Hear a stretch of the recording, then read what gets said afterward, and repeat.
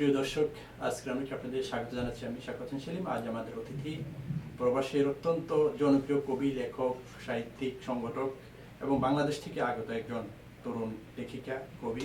তো আমি সবাইকে পরিচয় দিচ্ছি। আমার প্রথমে একবারে বাঁয়ে রয়েছেন বিশিষ্ট কবি, লেখক ABM সালাউদ্দিন, এবং আমার একেবারে ডানে রয়েছেন কবি মুখলিসুর রহমান, বিশিষ্ট সংগঠক বটে, এবং কবি মোহাম্মদ নাসিরুল্লাহ, তিনি লেখক এবং সামাজিক কর্মকাণ্ডে সম্পৃক্ত, এবং কবি হাবিব ফয়েজি, এবং সর্বশেষ বাংলাদেশ থেকে সদ্য আগত কবি লেখক শামীমা কালাম। আপনাদের সবাইকে স্বাগত জানাচ্ছি। তো প্রিয় দর্শক, আজ আমরা আমাদের অনুষ্ঠানে চার গুণী ব্যক্তিকে আমরা আমন্ত্রণ জানিয়েছি। তারা তাদের কথা বলবেন, 5 জন গুণী ব্যক্তি। তো আমি প্রথমে ABM সালাউদ্দিন ভাইকে দিয়ে শুরু করব। যে সালাউদ্দিন ভাই, আপনার প্রবাসে অত্যন্ত সক্রিয়, বিভিন্ন বিশেষ করে সাহিত্য সাংস্কৃতিক সংগঠনগুলোর সাথে আপনি সম্পৃক্ত, যেখানে কবিতার আসর হয়, লেখকদের আড্ডা হয়, সব কিছু প্রোগ্রামে আপনাকে দেখা যায় এবং আপনি নিয়মিত লেখালেখি করছেন। তো সেই বিষয় নিয়ে আমরা শুনবো। প্রথমে আপনি যুক্তরাষ্ট্রে কখন আসেন এবং আসার আগে বাংলাদেশে কি করছেন, সেই বিষয়টা যদি শুরু করেন। অনেক অনেক ধন্যবাদ সেলিম ভাই আপনাকে।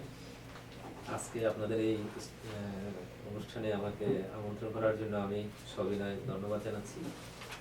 আমি বাংলাদেশে শিল্প সাহিত্যের সঙ্গে জড়িত ছিলাম। আমি পত্রিকার সাথে যুক্ত ছিলাম এবং আমার একটি প্রকাশনা সংস্থা ছিল। সেই কারণেই হয়তো আমি শেষ পর্যন্ত সব কাজের মধ্য থেকে এই শিল্প সাহিত্যটাকেই আমি বেছে নিয়েছিলাম। সবচেয়ে অলাভজনক এবং সবচেয়ে কি বলা যায় মনোমুগ্ধকর বিষয় হচ্ছে আমার কাছে এটা। আমি যুক্তরাষ্ট্রে এসেছি প্রায় 20 বছর হলো, এবং যেদিন এসেছি সেদিন থেকে চিনে চিনে আজকে পর্যন্ত এই গ্রেটার নিউ ইয়র্কে আমি বাংলাদেশের যে সমস্ত সকল বাঙালিদের কাছে মোটামুটি একটি পরিচিতি অর্জন করেছি শিল্প সাহিত্য জগতে কাজ করতে গিয়ে। বিশেষ করে এই নিউ ইয়র্কে অনেক অসংখ্য অনুষ্ঠানে একসময় পরিচালনা করেছি, উপস্থাপনা করার চেষ্টা করেছি, এবং এখনো আমার সাধ্যানুপাতে আমি লেখালেখি করে যাচ্ছি। আমি নিয়মিত পত্রপত্রিকা লেখার চেষ্টা করছি এবং 2-4টি কবিতাও আমি লিখছি। অনেক ধন্যবাদ আপনাকে। আবারও আসবো। অধ্যাপক কবি মুখলিসুর রহমান, আপনিও খুব সক্রিয় বিভিন্ন সংগঠনের সাথে। তো বাংলাদেশে নিশ্চয়ই প্রফেসরি করেছেন, শিক্ষকতা করেছেন, সেই বিষয় দিয়ে যদি শুরু করেন, বাংলাদেশের থেকে আসার পরে এখানে সংক্ষেপে বলেন। ধন্যবাদ সেলিম ভাইকে আজকে আমাদেরকে এই অনুষ্ঠানে আমন্ত্রণ জানার জন্য। আমার পক্ষ থেকে টিভিকে এবং দর্শক শ্রোতাদেরকে আমি ধন্যবাদ জানাচ্ছি। সেই সূচনা লগ্নে বাংলাদেশে আমি ছাত্র জীবনেই লেখালেখি শুরু করেছিলাম এবং পত্রপত্রিকার সাথেও জড়িত ছিলাম। একটি পত্রিকা ছিল শুধু সাহিত্যের পত্রিকা, সুর পত্রিকা। এইটা সাপ্তাহিক হিসেবে বের হতো। সেই পত্রিকার আমি ঢাকা বিশ্ববিদ্যালয়ে পড়াশোনা করার সময় সে প্রতিনিধিত্ব করেছি। এখানে আমার প্রচুর লেখা এবং বিশিষ্টভাবে আমি বিভিন্ন ব্যক্তিত্বকে তার জীবনী লেখা নিয়ে আমি আলোচনা এবং প্রবন্ধ লিখেছি, যার পরিপ্রেক্ষিতে সেইটা দিয়ে একটি বই সেই সময়ে প্রকাশিত হয়েছিল। সেই বইটির নাম ছিল একান্তে অগ্রগামী চেতনা। সেই বাংলাদেশে আমার বইটি আমার সাড়া জাগানো ছিল। সেই বিভিন্ন জন মন্তব্য করেছিলেন যে সেই সময় বাংলা একাডেমি যা করতে পারেনি আমি সেই কাজটি করেছিলাম। অধ্যাপক ডক্টর মনিরুজ্জামান স্যার বলেছিলেন এই কথাটি। তারপরে আমি লেখালেখির পাশাপাশি ছাত্র জীবন থেকেই করেছি, এবং যখন শেষ করেছি লেখাপড়া ঢাকা বিশ্ববিদ্যালয় থেকে, তখন আমি অধ্যাপনার সাথে জড়িত হয়ে পড়েছি। সেই সাথে আমি দৈনিক সিলেট বাণী পত্রিকার বার্তা সম্পাদক হিসাবে আমি কাজ করেছি, এবং এই ছাত্র জীবন থেকে আমার সংগঠন করা ছিল আমার খুবই প্রিয়। জাতীয় যুব কিশোর সংগঠন চাঁদেরহাটের আমি সিলেট শাখার সাংগঠনিক সম্পাদক হিসাবে দীর্ঘদিন আমি কাজ করেছি, এবং কেন্দ্রীয়ভাবে আমি প্রতিনিধিত্ব করেছি, কেন্দ্রীয় কমিটিতে প্রতিনিধিত্ব করেছি। এবং সিলেটে আমি সাহিত্য সংসদ, সংহতি সাহিত্য পরিষদ এবং বিভিন্ন সংগঠনের সাথে আমি জড়িত ছিলাম। এমনকি আমি যখন অধ্যাপনা করেছি, আমি দর্শন বিভাগের বিভাগীয় প্রধান হিসেবে ছিলাম আমার কলেজের, এবং আমি সেই সময়ে এই সিলেটের বিভিন্ন অনুষ্ঠানে শিল্পকলা একাডেমি, সাহিত্য শিশু একাডেমি, যুব বিষয়, কিশোর বিষয়ক যে কোনো অনুষ্ঠানে, ইভেনকি ইসলামী যেটা ফাউন্ডেশনের বিভিন্ন প্রতিযোগিতা হতো, সেখানে আমাকে আমন্ত্রণ জানাতো বিচারক হিসাবে আমাকে। যুক্তরাষ্ট্রে কখন আসেন এবং আমি এখানে কিভাবে শুরু করলেন? এইগুলো আমি কাজ করেছি এবং 1993 সালে আমি এই যুক্তরাষ্ট্রে এসেছি। যুক্তরাষ্ট্রে আসার পরেও আমি আমার সাধ্যমতো আমি লেখালেখি চালিয়ে যাচ্ছি এবং বিভিন্ন সংগঠনের সাথে আমি জড়িত আছি এবং একটি সংগঠন এইভাবে নতুন আমি আরেকটি সংগঠন করেছি, যেটি সংগঠনের নাম হচ্ছে বাংলাদেশি আমেরিকান অ্যাসোসিয়েশন ইনক। আমার উদ্দেশ্য হচ্ছে সংগঠনের মাধ্যমে মানুষের সেবা করা এবং সেই কমিটির সেক্রেটারি আপনি? আমি সাধারণ সম্পাদক হিসেবে দায়িত্ব পালন করতেছি। আমার এই কাজটা হচ্ছে যে, আমাদের মিশনটা হচ্ছে যে কিভাবে দেশ এবং বাংলাদেশ এবং মানুষের আমরা কিভাবে সেবা করতে পারি এবং সাহিত্য সংস্কৃতির সাথে সাথে আমরা সাহিত্য সংস্কৃতির সেবা কিভাবে করতে পারি, সেই উদ্দেশ্যকে সামনে নিয়ে আমরা কাজ চালিয়ে যাচ্ছি। ধন্যবাদ। নাসিরুল্লাহ যদি বলেন আপনার সেই শুরুটা। ধন্যবাদ। আমি মোহাম্মদ নাসিরুল্লাহ। জাহাঙ্গীরনগর বিশ্ববিদ্যালয় ইংরেজিতে পড়াশোনার আমার উদ্দেশ্য একটাই ছিল যে আমি কবি হব। জীবনের লক্ষ্যই ছিল কবি হওয়া। জীবনের লক্ষ্যই ছিল কবি হব, কিন্তু আমি তখন একটা স্টুডেন্ট যখন আমি ছিলাম তখন একটা কবিতার বই বের করেছিলাম। তারপর থেকে আমি প্রায় দীর্ঘদিন 15-16 বছর আমি আর কোনো কিছু, আমি শুধু বাস্তবতার কারণে। তো যাক, আমার সর্বশেষ আমি আবার লেখা শুরু করেছি গত 2 বছর আগে নিউ ইয়র্কে, এবং আমার একটা ব্লগ আমি করেছি এবং সেখানে আমার সমস্ত লেখা বেশি ব্লগের কি নাম? হচ্ছে, ব্লগের নামটা যদি বলেন। ব্লগ হচ্ছে mohammad.nasirullah.com।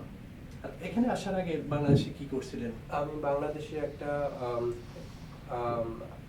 তেজগাঁ কলেজে আমি লিঙ্গুইস্টিক্স নিয়ে পড়াতাম ফার্মগেটে, আর পাশাপাশি একটা এনজিও ছিল রিলিফ ইন্টারন্যাশনাল, এটা ক্যালিফোর্নিয়া বেসড। তো এখানে আমি এডুকেশন কোঅর্ডিনেটর হিসেবে বাংলাদেশ থেকে? বাংলাদেশ থেকে। আর এখানে কখন আসেন এবং কিভাবে শুরু করলেন এখানকার জীবন? আমি 2006-এ আসলাম, টিভি লটারি পুরো পরিবার সহ, আমি আমার বউ এবং বাচ্চারা। হ্যাঁ, তো তখন এসে আবার এখানে আমি আবার পড়াশোনা শুরু করলাম, যে আমার বাংলাদেশের ডিগ্রি আর এখানকার ডিগ্রি টোটাল ডিফারেন্ট। এখানে আমি অ্যাটলিস্ট ইউনিভার্সিটির না যাই, তাহলে আমি অনেক ক্ষেত্রে ডিসঅ্যাডভান্টেজ থেকে যাব। তো ওই লক্ষ্য নিয়ে আমি আবারও এখানে সেকেন্ড ব্যাচেলর শুরু করেছিলাম, শেষ করিনি, বাট এর মধ্যে এই আছে। আমার মেইন কাজ এখন অ্যাকচুয়ালি বাংলা সাহিত্যের ইংরেজিতে রূপান্তর, আমেরিকান ল্যাঙ্গুয়েজে। এটা আমার অনেক ট্রান্সলেশন আছে, জীবনানন্দ দাশের কে নিয়ে আমি এখন কাজ করছি, যদিও অনেক ট্রান্সলেশন হয়েছে জীবনানন্দ দাশের উপরে, কিন্তু এখনো অনেক প্রয়োজনীয়তা আছে। এটা কি কোনো সংগঠনের সাথে বা কারোর সাথে আপনার সম্পৃক্ততা রয়েছে না নিজে? আমি সাহিত্য একাডেমি নামক একটা সংগঠনের সাথে আছি, ওখানে প্রতি মাসেই সভা হয়, তবে এই কাজটা কোনো সংগঠনের সাথে জড়িত। নিজ উদ্যোগে করছেন সেটা? নিজ উদ্যোগে। আবারও আসবো নাসির ভাই, কবি হাবিব ফয়েজি, আপনি যদি শুরু থেকে আজ পর্যন্ত সংক্ষেপে বলেন। ধন্যবাদ কবি হওয়ার পিছনে। আজকের এই অনুষ্ঠানে আমাকে আমন্ত্রণ জানানোর জন্য। আসলে নিজের সম্বন্ধে কিছু বলাটা বেশ কঠিন, তারপর যেহেতু আমাকে বলা হয়েছে বলার জন্য। আমার প্রথম লেখা প্রকাশ পায় যখন আমি ক্লাস 7-এ পড়ি। আমার খুব মনে আছে, আমি যখন 9-এ পড়ি তখন আমার বাংলার স্যার সবাইকে প্রশ্ন করেছিলেন যে কে কি হতে চাও জীবনে। তখন আমি বলেছিলাম আমি কবি হতে চাই।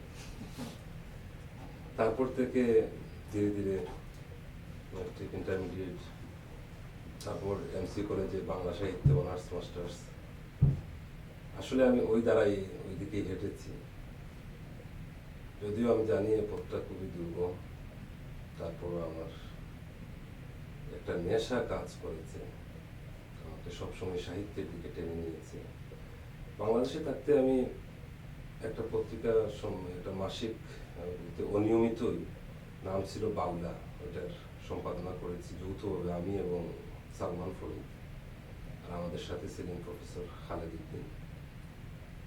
তারপরে আরো বেশ কিছু সাহিত্য পত্রিকার সাথে আমি জড়িত ছিলাম, আর এমনিতে দৈনিক পত্রিকাগুলোর সাথে ফ্রিল্যান্স সাংবাদিক হিসেবে আমি কিছু গুরুত্বপূর্ণ সংবাদ মাঝে মধ্যে দিয়েছি।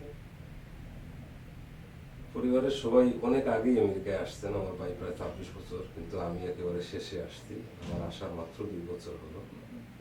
তো ওইখানে পেশা হিসেবে তো কবি যদিও হওয়ার লক্ষ্য ছিল জীবনের, সেটা কতটুকু হতে পেরেছেন এবং কোন পেশাকে বেছে নিয়েছিলেন দেশে? আসলে কবি তো পেশা হিসেবে তো কবিতার কোনো মূল্যায়নই নাই, আমি যেটা জানি, ওটার আলাদা কোনো ইয়ে নাই। এমনিতে আমি পেশা হিসেবে পার্ট টাইম কলেজের শিক্ষক ছিলাম, এবং কলেজে আমার মালিকানাও ছিল, আমার classic international school and college এখনো যেটা আছে। আর কবিতাটা আসলে আমার তো পেশা না, ওটা হচ্ছে নেশা। তারপরে আমি খুব নিরাশ ছিলাম যে আমেরিকায় আসার পরে আমি এরকম কোনো জায়গা পাবো কিনা সাহিত্য চর্চার। কিন্তু আমি একটা মানুষের কাছে কৃতজ্ঞ, উনি সোনিয়া কাদের আপা, উনি আমাকে সাহিত্য একাডেমি প্রোগ্রামে নিয়ে গেলেন প্রথমে, এবং সেখানে গিয়ে আমি যখন দেখলাম যে অনেক কবি সাহিত্যিক এখানে, তারপরে আরো বেশ কিছু সাহিত্য সংগঠনের প্রোগ্রামের দাওয়াত আসলো, বেশ কয়েকটাতেও গেলাম। তো আমি দেখলাম যে বাংলাদেশের চেয়ে আসলে এখানে সাহিত্য চর্চার ব্যাপারটা মোটেও মানে বিপদ সংকুল না, অর্থাৎ চাইলেই পারা যায়, তো পারা যাবে এবং পারতেছিও। এবং আপনার এই পর্যন্ত প্রকাশিত বইয়ের সংখ্যা বা লেখার সংখ্যা?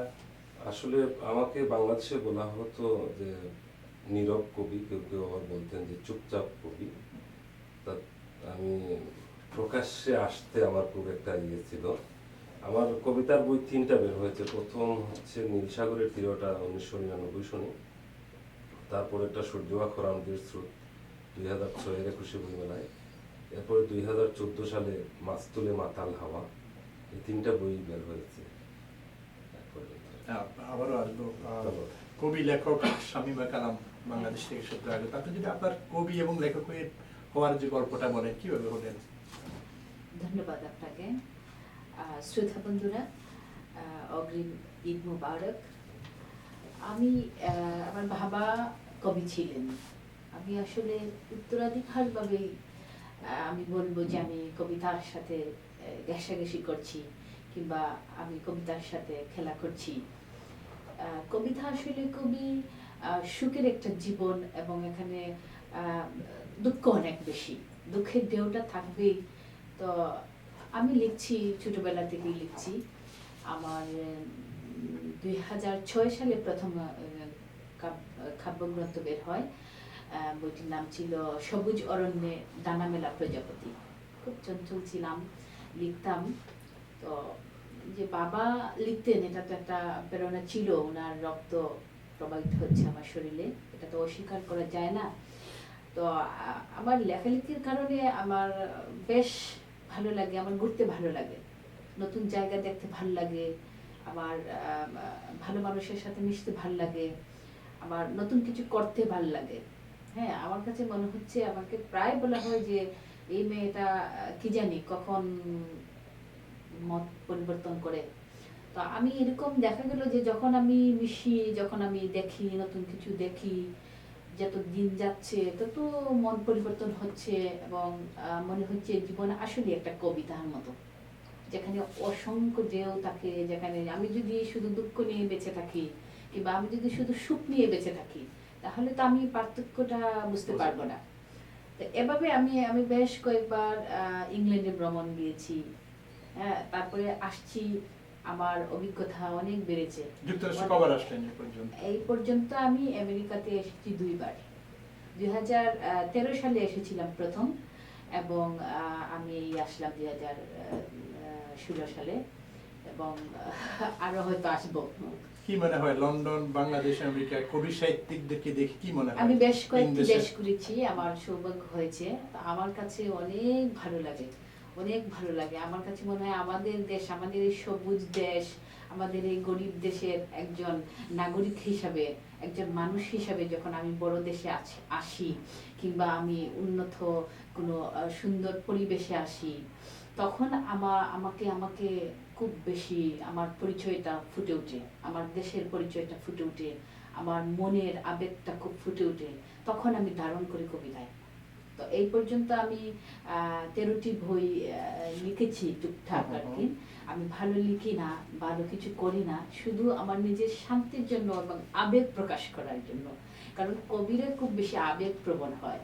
হ্যাঁ, কবিরা যখনই দুল খাবে, নতুন নতুন জায়গায়, নতুন নতুন পরিবেশে যদি অভিজ্ঞতা বাড়বে, তখন সে নতুন নতুন নিজেকে, কবিতা সৃষ্টি হবে। কবি কিন্তু নিজেকে নীরব রাখতে পারে না।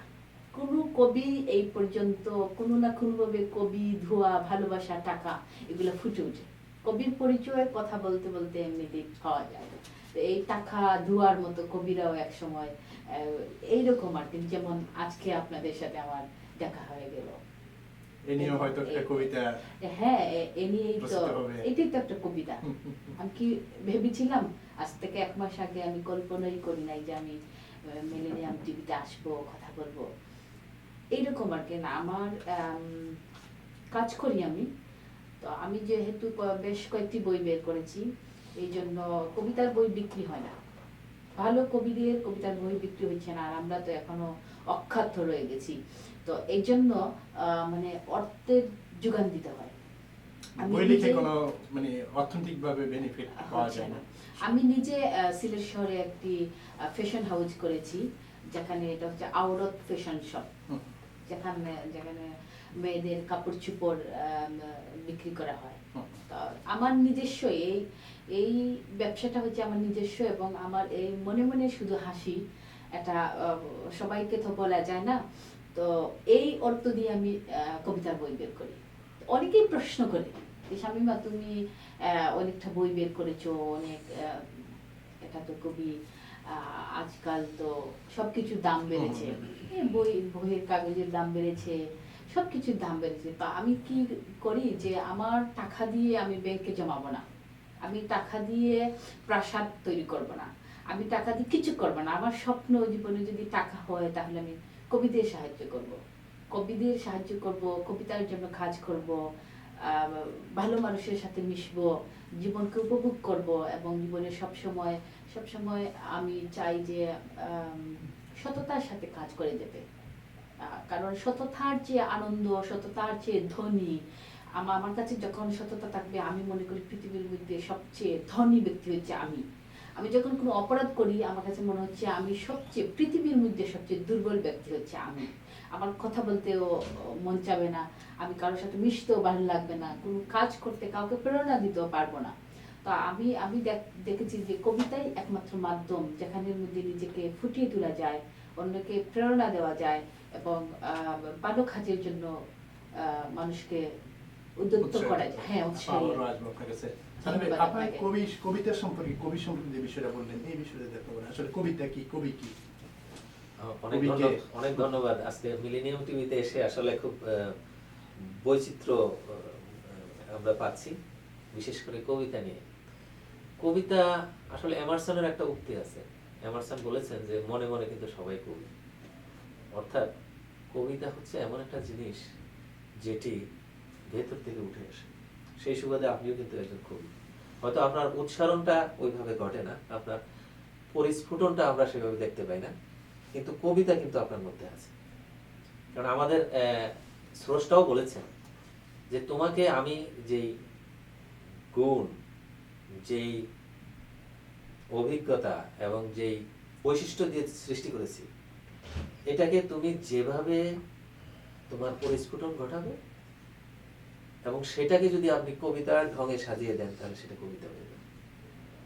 সো কবিতা, দ্রোহ একটি কবিতা, বিপ্লব কবিতা, বিরহ কবিতা, প্রেম কবিতা, দেশাত্মবোধ কবিতা, স্বাধীনতার জন্য কবিতা নড়তে পারে, এবং প্রকৃতি, মাটি এবং মানুষের জন্য কবিতা সবসময় কথা বলে। তো কোনটার কথা বলবো? পৃথিবীতে অনেক কবি এসেছে, অনেক কবি বিখ্যাত হয়েছে, কারণ তারা মানুষের জন্য কাজ করেছে। ইয়েটস একজন বড় কবি ছিলেন, শেষের দিকে খুব নৈরাশ্য তার ভিতরে ভর করেছিল, কিন্তু সেই নৈরাশ্যকে বাদ দিয়ে তিনি আবার সুস্থির এবং শান্তিময় জীবনের দিকে ফিরে এসেছেন। পার্সি বিশি শেলিকে আমরা জানি, তিনি খুব সামান্য কবিতা লিখেছেন, তাকে কেউ চিনত না, কিন্তু তার কবিতা আজকে কথা বলে। তার মৃত্যুর 200 বছর পরে, যখন শেলি ডুবে মারা যান, খুব কম বয়সে তিনি মারা যান, তার কবিতার পাণ্ডুলিপি, কবিতার একটি বইয়ের মধ্য দিয়ে তার পরিচয়টা ফুটে ওঠে। এই 200 বছর তার কবিতা কিন্তু কথা বলেনি, অর্থাৎ কবিতা লুপ্ত ছিল। আজকে সারা পৃথিবীতে তার কবিতা সজাগ। আমাদের বাংলা সাহিত্যের কবিদের যদি আমরা চিন্তা করি, সুকান্ত খুব কম বয়সে মারা গেছেন, যা লিখে গেছেন তাই রয়ে গেছে। আমাদের নজরুলকে দেখেন, মাত্র 8 বছর তার কাব্য সাধনা, সারা জীবনের 8 বছরে সারা পৃথিবীময় তিনি যে যা দেখিয়ে গিয়েছেন আমরা অনুকরণ করতে পারি। রবীন্দ্রনাথ তো আছেনই, জীবনানন্দের কথা এখানে আসলো। সব বাংলা সাহিত্যে আমার সবচেয়ে বড় একটা উচ্ছ্বাস আছে, আমার একটা সবচেয়ে বড় আশা আছে যে বাংলা, ইনি বললেন একটু আগে যে আমি পৃথিবীর যেখানে যাই, লন্ডনে গিয়েছি, আমেরিকাতে এসেছি, আমি এখানে বাঙালিদেরকে দেখে আমি মুগ্ধ হচ্ছি। উনি বলেছেন যে আমি নীরব কবি ছিলাম, কিন্তু আমার যে সাহিত্য, আমার যে সাহিত্যের ভুবন, এই ভুবন এতই প্রসারিত, আমি যেখানেই যাই সেখানেই দেখি বাংলায় কথা বলছে, বাংলায় কবিতা হচ্ছে। উনি বলেছেন উনি একটা সংগঠনের সাথে জড়িত আছেন, উনি বলেছেন ওই সংগঠনের সাথে, সাহিত্য একাডেমির সাথে আমি 5 বছর কাজ করেছি একটানা। মানে উদ্যোক্তাদের মধ্যে আমিও একজন ছিলাম, পরিচালনার মধ্যে আমিও একজন ছিলাম, এখনো আছি। আমরা অনেক কিছু করতে পারি এখানে। আমরা কবিতার মধ্য দিয়ে সমগ্র পৃথিবীর বাঙালিকে আমরা জাগিয়ে রাখতে পারি। কবিতা কি পড়ে শোনাবেন? কবিতা বিভিন্ন রকমের আছে, তবে আজকের আয়োজনটা মনে হয় আপনি নিশ্চয়ই করেছেন রোজা এবং ঈদ নিয়ে। আমাকে বলা হয়েছিল 2টো কবিতার ব্যাপারে, আমি 2টো কবিতার জন্যই মোটামুটি তৈরি ছিলাম, কিন্তু আমি আমাদের আসন্ন ঈদ নিয়ে আমি 2-4 লাইন একটু লিখেছি, আমি একটু শোনাতে চাই। তার আগে আমি এই টেলিভিশনের মাধ্যমে আমি সমগ্র নিউ ইয়র্কে যারা আছেন এবং পৃথিবীর যেখানে মিলেনিয়াম টিভি যারা দেখছেন তাদের কাছে পবিত্র রোজা, পবিত্র রমাদান এবং আগামী ঈদের শুভেচ্ছা জানাচ্ছি। সো আমি আমার এই কবিতাটি পড়ছি। এটির নাম হচ্ছে, একটি ছড়ার মতো আর কি, এটি ঈদের খুশি লয়ে, ABM সালেহতে। রমজানের ওই সিয়াম শেষে ঈদের খুশি আসে, রোজাদারের খুশির সাথে শাওয়ালের চাঁদ হাসে। সকল মানুষ সমানভাবে হিংসা বিদ্বেষ ভুলে ঈদের নামাজ পড়বে সবাই হৃদয় দুয়ার খুলে। সাম্যনীতির বার্তা নিয়ে সব মানুষের টানে বিলিয়ে দিতে জাকাত ফিতরা অন্যজনের পানে। গরিব দুঃখীর মাঝে যেন ঈদের ছোঁয়া লাগে, মানব তরে সবার মনে ভালোবাসা জাগে। নির্যাতিত মানুষ কত সারা বিশ্বে আজ, কেমন করে রক্ত শোষক চালায় তাদের রাজ। দিন দুনিয়ার মানুষ যদি শান্তি নাহি পায়, দুঃখী গরিব মানুষ রেখে কেমন করে খায়। ফিরনি পায়েস জর্দা পোলাও মজার খাবার কত, বিলিয়ে দিবে এতিম মিসকিন গরিব দুঃখী যত। ঈদ আসুক সবার ঘরে খুশির আমেজ সহ, বিশ্বজুড়ে শান্তি নামক স্বস্তি অহরহ। মুকেশ ভাই, আমি একই প্রশ্ন যে আসলে কবিতা কি, কেন কবিতা লিখেন? কবিতা হচ্ছে এমন একটি মাধ্যম এবং এমন একটি শক্তিশালী মাধ্যম যে কবিতার মাধ্যমে একটি সমাজ, একটি জাতি, একটি রাষ্ট্রকে পরিবর্তন করা যায়। এটা যুগ যুগ ধরে চলে আসছে এবং কবিতা লিখে যে আনন্দ পাওয়া যায়, আমার মনে হয় আর কিছুই, আমি কিছুতেই আনন্দ পাই না। এই যে কবিতা একটা স্পন্টেনিয়াস, একজন কবিতাটা হচ্ছে কি যে এটা হচ্ছে ইনটিউশন, এটা নলেজ অফ দ্য ইনটিউশন, এটা একটা সজ্ঞা জ্ঞান এমনভাবে আসে। কবিতাটা কেউ জোর করে লিখতে পারে না। হ্যাঁ, সবার ভিতরে কবিত্ববোধ আছে, কিন্তু এটা প্রকাশ করাটা হচ্ছে আর একটা মাধ্যম। এই প্রকাশ করাটা যখন হয়ে যায়, কি আনন্দ পাওয়া যায় আমি সেটা ভাষায় ব্যক্ত করতে পারবো না। একটা কবিতা লেখার পরে মনে হয় যেন একটি সন্তান যে তার সন্তান রয়েছে সেই ভূমিষ্ঠ হওয়ার যে আনন্দ সেটি হয়। আবার এই কবি এইটা প্রসব করার পরে তার এই সময়টা চলে গেলে আবার নতুনত্ব আরেকটা তার স্টেজ এসে যায়। আরেকটা কবিতা যখন তার একটা যখন পুরাতন কবিতাকে সে রেখে দেয়, আবার নতুনত্বের জন্য আরেকটা কবিতা, সৃষ্টি সুখের উল্লাসে। উল্লাসে সে বলতেছি। এই জন্যই কবিতাটা হচ্ছে যে বুঝে কবিতা, এবং কবিতা মানুষকে এত তাড়াতাড়ি পরিবর্তন করতে পারে, অন্য কোনো কিছুতেই হয় না। যেমন আমরা ধর্মগ্রন্থ পড়ে যেভাবে পরিবর্তিত হতে পারি, একজন কবির কবিতা দিয়ে একজন মানুষের পরিবর্তন আসতে পারে। এই উদ্দেশ্য নিয়ে আমরা লিখি। যদি আমরা একটা কবিতা, একটি লাইন কারো যদি ভালো লেগে যায়, কারো যদি জীবনের পরিবর্তন এসে যায়, এটাই হচ্ছে আমাদের সার্থকতা। আপনার একটা উল্লেখযোগ্য কবিতা আমাদের আমি দর্শক। হ্যাঁ, আমি আজকে যে মিলেনিয়াম যে টিভিতে আমাদেরকে আমন্ত্রণ জানানো হয়েছে, এবং দর্শক শ্রোতাদেরকে আমি বলছি যে এই আজকে রমাদান মাস এবং সামনে ঈদ উল ফিতর, সবাইকে আমি ঈদের শুভেচ্ছা জানাচ্ছি। আমি একটি কবিতা আমি আবৃত্তি করছি। আমার ঈদ উল ফিতরে নত হ মহান প্রভুর কাছে। সময় তো সময়ের পথে চলে, সাথে ওই মায়ার বাদন, আমরা তো সময়ের বানানো কুসুম করি অহর্নিশ আপন। সময়ের শুদ্ধতায় ভালোবাসা পাওয়ার গ্রাণ, পাশে যখন আকাশে, ভালোবাসো ভালোবাসো সময় আপন খেয়ালে, বলে সৃষ্টি করে ও বাতাসে। আর সেই কবে থেকে হৃদয়ের শাশ্বত কেন্দ্রমূলে, যথাযথ সফেদ অনন্যতায় আসীন হয়ে আছো বদ্ধমূলে। কখনো হাসে নাই কোনো বানানো ব্যাকরণ ও নামতা পাঠ, আছে শুধু নির্মল ভালোবাসা ও সময়ের প্রতিচ্ছবি পাঠের আলোকপাত। কেন আজও আছি ছায়ায় মায়ায়, অববাহিকার মিঠা জলে পথ পরিক্রমায়। কেন আজও আছো প্রত্যাশার রুদ্দুরে, একটি অনন্য দিনে মনের ছায়ায়। মন ডুবে থাকে মনের ভেতরে গণসবুজ মমতায়, মনের আবার হাসে অন্য মনের মাঝে বেহেশতি সুবায়। মন বাসে মনের ভেতর, মন উড়ে মনের আকাশে, মনের আকাশ ওই রমাদানের রহমত মাগফিরাত ও নাজাতের ভালোবাসায় হাসে। সেজদাময় রমাদানের শেষে শাওয়ালের বুর নাচে মনের মৃত্তিকাতে, ঈদুল ফিতরে ভালোবাসার খুশবু কাতার বন্দী মুসল্লিদের মোনাজাতে। সেজদারত ইমানের রশ্মি ঈদের প্রহরে স্পর্শ করে তোমার হৃদয়কে, নত হ মহান প্রভুর কাছে, বলো ক্ষমা করো আমার ভুল ও পাপকে। আমার আরেকটি কবিতা হচ্ছে রমাদানকে নিয়ে। আরেকটা কবিতা আমরা আবার পরে শুনবো। আমরা একটু কবি নাসিরুল রেখে যাই। আপনার জীবনের লক্ষ্য ছিল কবি হওয়ার, তো এই লক্ষ্যটা পূরণের পথে আসলে কি বাধা হয়ে কি দাঁড়িয়েছিল, আর কবিতাটা আবার কি? বাধা হয়ে দাঁড়িয়েছিল কাজ, জীবিকা। তবে বেশি দিন বাধা হয়ে থাকতে পারেনি, যার কারণে আজকে এখানে আসতে পেরেছি। তো যেটা যে আপনি বলছিলেন যে স্পন্টেনিয়াস ওভারফ্লো, যে উইলিয়াম ওয়ার্ডসওয়ার্থ যে কবি, এই কারণে আর বাধা হয়ে থাকতে পারিনি কোনো কিছু। যে যখন আমি আমাদের একটা ফিলিংস হয় যে সমাজে একটা কনফিউশন তৈরি হয়েছে, এবং ওই কনফিউশন মানুষ জানে যে কি কারণে, এবং একজন কবি হিসেবে ওখানে আমার কিছু করার আছে। আমি হাত দিয়ে না করতে পারি, আমি মুখ দিয়ে আমি বলি বা আমি লিখি সেভাবে। তো এই জন্য এই সমস্ত কারণে আর কি, যে আমাদের যেই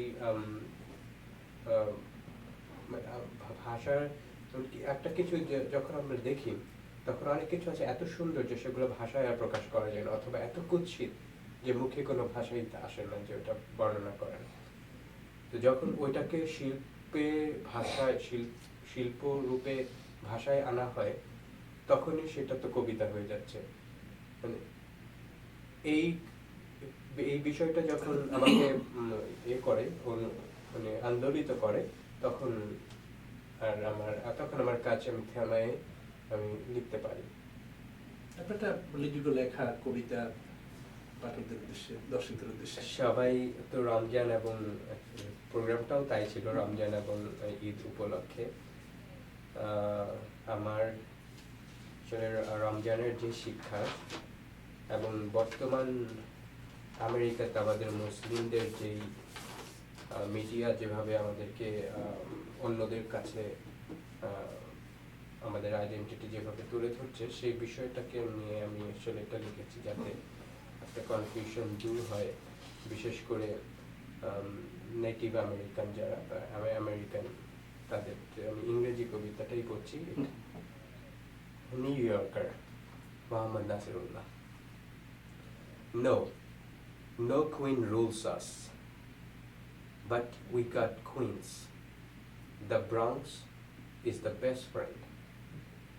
We have a place named Brooklyn where we go to collect food stamp if we don't get paycheck from Manhattan.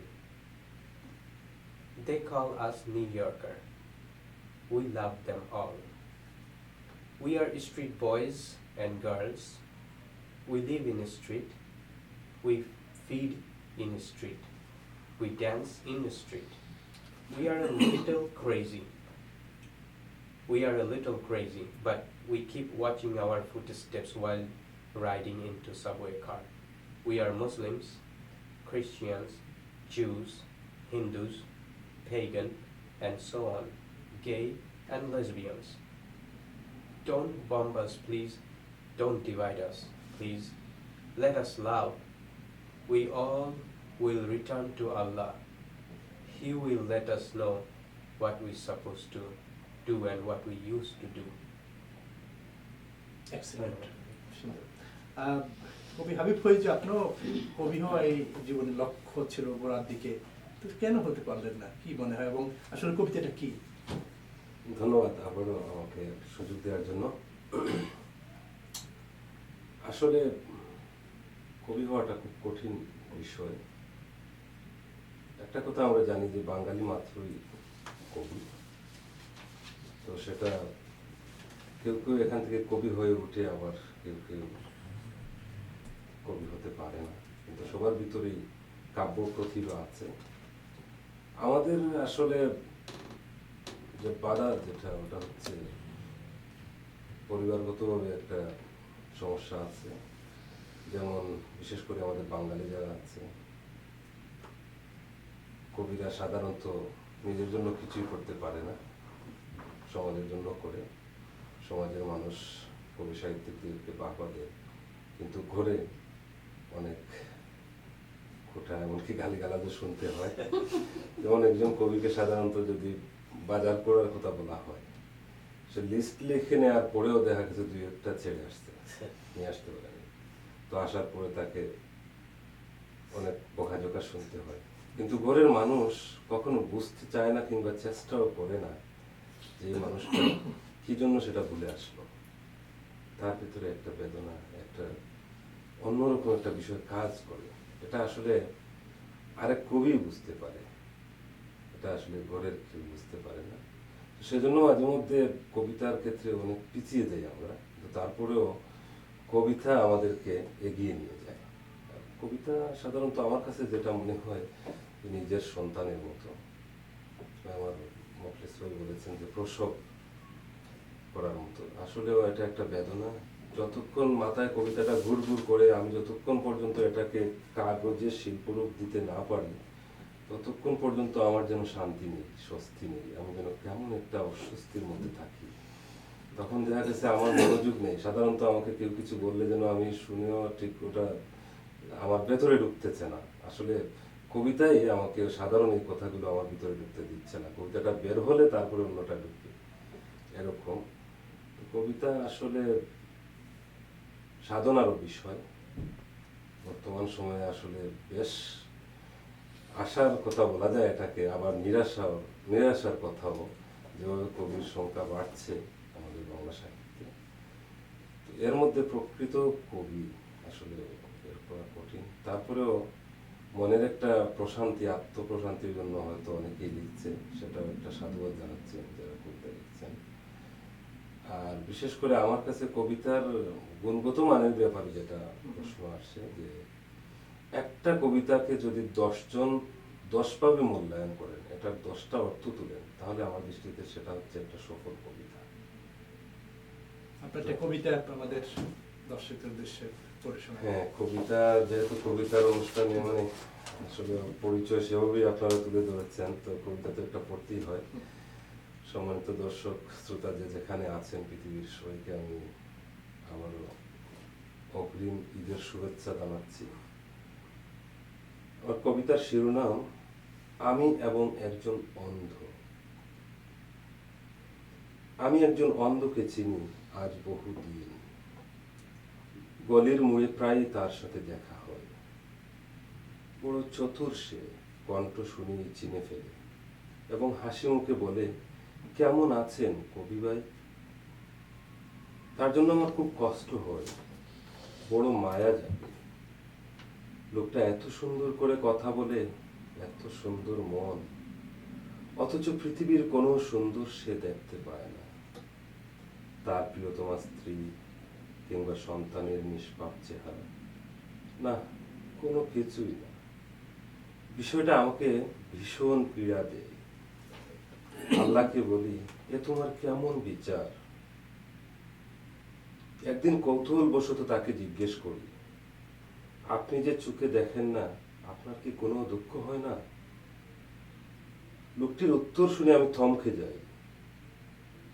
অন্ধ লোকটি বলল, আমার তো দুঃখ হয় তাদের জন্য যারা চোখ থাকার পরও দেখে না, অন্ধের মতো হাঁটাচলা করে আলোর এ পৃথিবীতে। অথচ আমি এ পৃথিবীর সৌন্দর্য দেখিনি ঠিকই, তবে এই সুন্দর পৃথিবী যে সৃষ্টি করেছে তাকে সব সময় দেখি, আর এতেই আমি তৃপ্ত এবং কৃতজ্ঞ। ধন্যবাদ। সুন্দর। সাধারণের দৃষ্টি যেখানে শেষ, সেখানে কবি সাহিত্যিকদের দৃষ্টি শুরু।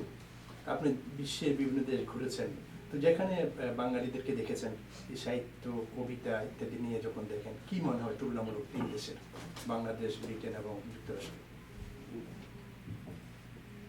আমি এক্ষেত্রে বলবো যে বাঙালিরা এমন এক জাতি, অহংকার করার অনেক কিছু আছে, গর্ব করার অনেক কিছু আছে, কিন্তু আমরা শুধু আমাদের অভাবটাকে দেখি। আমরা যেটা পারলাম না এটাকে নিয়ে ভাবি। কিন্তু বাঙালিরা বিশ্বের বুকে যে জায়গাতে আছে, অন্যান্য জাতিরা খুবই খুবই শ্রদ্ধার চোখে দেখে। আমরা অত্যন্ত কর্মঠ, আমরা অত্যন্ত সাহসী, আমরা অত্যন্ত বুদ্ধিমান। এটা প্রমাণ হয় বাঙালির ইতিহাস, ঐতিহ্য এগুলা দেখলে। আমার এই ছোট্ট অভিজ্ঞতা থেকে মনে হয় যে বাঙালির প্রাণ, আমরা যেটাকে বলি এক কথায় বাগধারায় কই মাছের প্রাণ। বাঙালিরা কোনো সময়ই নিজেকে ভেঙে ফেলে না। একবার না পারলে বাঙালিরা অনেকবার চেষ্টা করে, এবং এই কারণেই বাঙালিরা আজকে বিশ্বের বুকে পরিচিত। এই ব্রিটেনেই দেখলাম, এই আমেরিকাতে দেখলাম যে এমন এমন পদে আছে। শুধু সাহিত্যের ক্ষেত্রে নয়, সব ক্ষেত্রেই বাঙালিরা কিন্তু অনেক উপরে আছে। আমি এই সংক্ষেপের আলোচনায় এগুলাতে যাচ্ছি না। আমি একজন বাঙালি হিসাবে আমি অহংকার করি যে আমি বাঙালি। আমি মাথা উঁচু করে বিশ্বের যেখানে যাই, আমি মাথা উঁচু করে বলি আমি বাংলাদেশি, বাঙালি। আমাদের ইতিহাস কিন্তু আমরা যতটা না জানি, তার চেয়ে আরো বেশি অন্যান্য জাতিরা জানে। আমাদের রক্তের ইতিহাস, আমাদের অহংকারের ইতিহাস, এগুলা নিয়ে আমার মনে হয় যে বাঙালিরা যতদিন বেঁচে থাকবে, বাঙালির সন্তানরা দুধে ভাতে মাছে যে তৃপ্তির ঢেকর তুলে, এখনো আমরা যারা অনেক ভালো ভালো খাদ্য খাচ্ছি, কিন্তু আমাদের দুধ ভাত মাছ, আমাদের পুকুরের মাছ, আমাদের ক্ষেতের ধান, আমাদের গাছের ফলমূল, এগুলার ঘ্রাণ পেলে বাঙালিরা যে বাঙালিকে পেলে যে খুশি হয়, ঠিক আমাদের খাদ্যের আমাদের রক্তে, আমাদের মনে যে যে তৃপ্তিটা তুলে, এটাই হচ্ছে বাঙালির একমাত্র পরিচয়। 3 দেশে যে তুলনামূলক বলেন যে এটা আপনার- এটা বিশ্বের সব জায়গায় বাঙালিরা খুব সুখে আছে, এবং সুখের দিক দিয়ে তুলনা করলে একজন বাঙালি যতটা না সুখী, অন্য জাতি ততটা সুখী নয়। বাঙালিরা সব পারে, অভাব অনটনে, ক্ষুধায় শরীর কঙ্কাল করতে পারে, বাঙালিরা নিজেকে সুখী করতে পারে, বাঙালিরা চাইলেই সবকিছু করতে পারে। সুতরাং একজন বাঙালি মানে একজন বাঙালির জন্ম, বাঙালির সন্তান, সে জন্মক্ষেত্রেই কবি, কারণ তার মনের মধ্যে যে উপাদানগুলি আছে, আমি দেখলাম যে সে পরিস্থিতিকে, সে খুবই কৌশলী, সে সব পরিস্থিতিতে সে নিজেকে এগিয়ে নিতে পারে। এটা হচ্ছে বাঙালির একটা কৌশলগত গুণ। হ্যাঁ, আরেকটা বিষয় আপনি জানেন যে এখানে যুক্তরাষ্ট্র অথবা যুক্তরাজ্যে বাংলা ভাষা কিন্তু এখানকার ভাষা না। হ্যাঁ, তো সেই ক্ষেত্রে আপনি যে যাদের সাথে পরিচিত লেখাশোনা হলো, যাদেরকে কবি সাহিত্যিকদের সাথে অবশ্যই আপনার যোগাযোগ হয়েছে, কি মনে হয় এখানকার প্রবাসী? ভাষাটা হচ্ছে আসলে, ভাষা এমন একটা জিনিস যেটা শুধু মুখে কথা বললে নয়, ভাষা অনেক ক্ষেত্রেই প্রকাশ করা যায়। যারা ইংরেজি জানে না তারাও কিন্তু এদেশে খুব ভালো ভালো কাজ করছে, রাস্তাঘাট চলছে। তারা ভাষা অনেক আসলে ভঙ্গির বিষয়, বা ভাষা হচ্ছে বোঝানোর বিষয়। তো আমি দেখছি যে চলতে চলতে থাকতে থাকতে এই যে প্রভাবটা পড়ে গেছে, সে ইংরেজি ভালো কথা বলতে পারে না, কিন্তু সে চালিয়ে যাচ্ছে, মনের ভাবটা প্রকাশ করতে পারে। মনের ভাবটা প্রকাশ করছে। এবং এখন মোটামুটি আমাদের বাংলাদেশের ঘরে ঘরে সবাই মোটামুটি ইংলিশ কথা বলতে পারে, এবং বিভিন্ন সেন্টারগুলো হয়েছে যেখানে ইংলিশ হচ্ছে বিশ্বের 1 নম্বর ভাষা।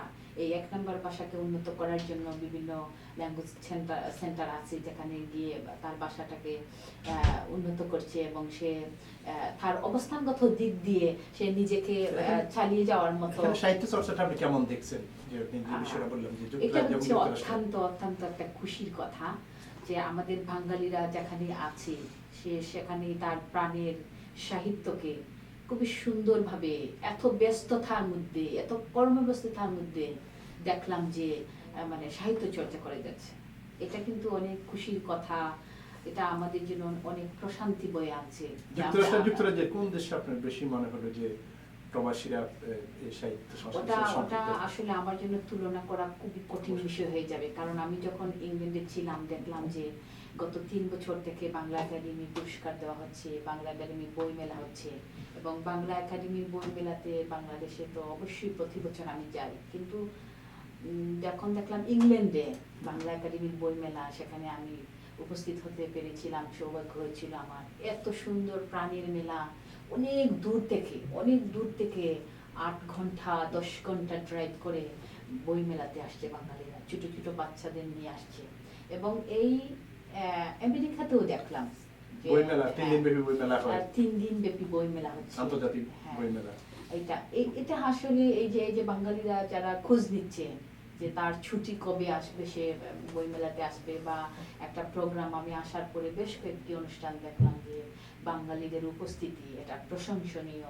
এবং আমাদের বাংলাদেশের জন্য আমি এটাই মঙ্গল কামনা করি যে ধারাবাহিকভাবে যেন আমাদের বংশধররা এভাবে চালিয়ে যেতে পারে, আমাদের দেশের ইতিহাস ঐতিহ্যকে তুলে ধরতে পারে, এবং সাহিত্যটার যেন আরো বেশি প্রচারিত হয়। এটাই আর কি আমার আপনার একটা কবিতা আমাদের দর্শকদের প্রশ্ন। কবিতা পড়তে মানা নেই, আমি পড়ছি আমার কাব্যগ্রন্থ অপেক্ষায় থেকেও ব্রুনের মতো। একদিন ঠিক সুদিন আসবে আমাদের বাংলায়, বর্ণমালার মতো উজ্জ্বল হয়ে, বিধবার সফেদ শাড়ির মতো নরম হয়ে, সমুদ্রের সফেন ঢেউ হয়ে, কৃষ্ণচূড়া পলাশের মতো লাল হয়ে। অপেক্ষায় দেখো চাতকের মতো। একদিন ঠিক সুদিন আসবে আমাদের ঘরে ঘরে, উৎসবে আনন্দে ভেসে যাবে সবাই, চাঁদ উঠবে উনুনে উনুনে। সূর্য ফুটবে ঠুঁটে ঠুঁটে, বৃষ্টির মতন জড়ে যাবে সব কষ্ট, অপেক্ষায় থাকো কালিদাসের মতো। ঠিক ঠিক সুদিন আসবে একদিন আমাদেরই হয়ে রাক্ষসের পেট পৃষ্ঠ শোষণে, জলে পুলে রক্ত আগুন বিদ্রোহ হাওয়া, শেষ হবে সচল যন্ত্রণার ধারাবাহিকতা। মানুষ হবে শীঘ্রই, অপেক্ষায় থাকো ভ্রূণের মতো। ধন্যবাদ, বেশ সুন্দর। সালামী, আমরা শেষ পর্যায়ে আমাদের প্রোগ্রাম শেষ করতে হবে। তো কবিতা যখন লিখেন যে বিষয়ে কিভাবে নির্ধারণ করেন? সুখ, দুঃখ, হাসি, কান্না, বিরহ, প্রেম, এই বিষয়গুলো আসলে কি পরিবেশ পরিস্থিতি, কবিতাটা কিভাবে একটা কবিতার জন্ম হয়? খুব একটা চমৎকার প্রশ্ন, কিন্তু এটা খুব অ্যাপ্রোপ্রিয়েট একটা কোশ্চেন। কবিতাটা আসে আসলে সময়ের ভিত্তিতে, মানে সময়ের সাথে কাল থেকে কালান্তরে। আমি আজকে যে কবিতাটি লিখবো, এই কবিতাটি যুগ যুগ ধরে কথা বলতে পারে। অর্থাৎ একটা সময়ের পরিবেশ এবং তার প্রতিবেশ, দুটো বিষয় আছে। এই দুটো বিষয়ের উপরে কিন্তু কবিতা উঠে আসে। কবিতা মানুষের কথা বলে, কবিতা পৃথিবীর কথা বলে, কবিতা একজন স্বৈর শাসকের বিরুদ্ধে কথা বলে, কবিতা আবার ধর্মের কথাও বলে, কবিতা প্রেমের কথা বলে, কবিতা বিরহ নিয়ে আসে ভেতর থেকে। কবিতা পড়ে মানুষ কাঁদে, কবিতা শুনে কাঁদে। এর কারণটা কি? কারণটা হচ্ছে যেটা সারৎসার যে কথা, সেটি হচ্ছে কবিতাটা অন্তরের ভেতর থেকে উঠে আসে। একটা মানুষের সবচেয়ে গুরুত্বপূর্ণ হচ্ছে তার অন্তর থেকে যে জিনিস উঠে আসে, সেটি যদি কবিতা হয়, সেই কবিতা কখনো মরে না। তা আমি মনে করি যে কোনো বিষয়কে নিয়ে কবিতা লেখা সম্ভব, কিন্তু শুধু বোধটাকে আমাকে সঠিক বোধে পরিণত করতে হবে। আমার উদ্দেশ্যটা, আমার লক্ষ্যটা নির্ণয় করতে হবে, যে এই কবিতার মধ্য দিয়ে কি নিচক আমি একটু উল্লাসী করলাম, আমি আমার বিনোদনটা কি করলাম, নাকি এই কবিতা যুগান্তরে আমি যখন থাকবো না তখন এই কবিতা কথা বলে। পৃথিবীতে এমন অনেক কবিরা রয়েছে যাদের কবিতা আজও কথা বলে এবং কালোজয়ী, সারা পৃথিবীময় তাদের কবিতা কথা বলে। আমরাও চাইব এই মিলেনিয়াম টিভির মাধ্যমে আমরা যারা এখানে একত্রিত হয়েছি, আমরাও সেটি চাইব যে আপনি যে আয়োজনটি করেছেন এই পবিত্র রমজান মাসে, রমজানের যে আত্মশুদ্ধি, এই শুদ্ধির মধ্যে আমাদের কবিদের ভিতরেও সেই শুদ্ধি ফিরে আসবে। আমাদের পরিশুদ্ধ জীবন নিয়ে আমরা যারা এখানে আছি, লেখালেখি করছি, আমাদের ভিতরে একটা ঐক্যের সূত্রিতা যদি আমরা তৈরি করতে পারি, তাহলে আমি মনে করি যে আমাদের এই কবিতাও সার্থক হবে এবং সব সময়ই আমরা সেই কাজটি আরো ভালো প্রবাসী কবিতা সাহিত্য কেমন চলছে, কি মনে হয় আপনার? আমি আমার বাবার একটা শেখানো কথা আছে। তিনি সবসময় বলতেন যে কখনো নিরাশ হবা না, সবসময় আশাবাদী থাকবা। আমি আগাগোড়া একটা পজিটিভ মানুষ, আমার ভিতরে নৈরাশ্য কাজ করে না।